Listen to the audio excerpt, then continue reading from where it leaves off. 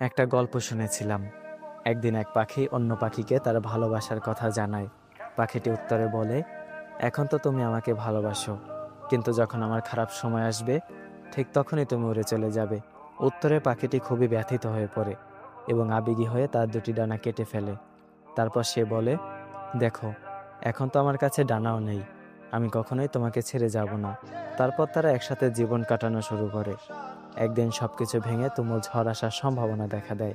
ডানা কাটা পাখিটি বলে, অনেক ঝড় হবে টের পাচ্ছি, তুমি আমার চিন্তা কইরো না, নিজের যান বাঁচাও, তুমি উড়ে যাও।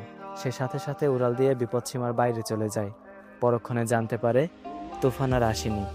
সে আবার সেই পাখিটির কাছে ফেরত যায়। গিয়ে দেখে পাখিটি মারা গেছে, আর তার সাথে একটা চিঠি পায়। সেখানে লেখা ছিল, যদি তুমি উড়ে যাওয়ার আগে শুধু একটিবার আমাকে বলতে, আমি চলে গেলে তোমার কি হবে, তাহলে হয়তো আমি তুফান আসার আগে কখনোই মরতাম না। এই পৃথিবীতে এমন কিছু মানুষও ঠিক উড়ে যাওয়া পাখির মতো। তারা চায় তাদেরকে কেউ সবটুকু দিয়ে ভালোবাসুক, আর যখন কেউ বাসে তাকে তার বিনিময়ে দেয় এক সমুদ্র পরিমাণে বেদনা। এই মানুষগুলো ওয়াদা হিসেবে শুনতে চায়, কখনো ছেড়ে যাবে না তো, কখনো বদলে যাবে না তো, অথচ একটা সময় পর এরাই ছেড়ে চলে যায়।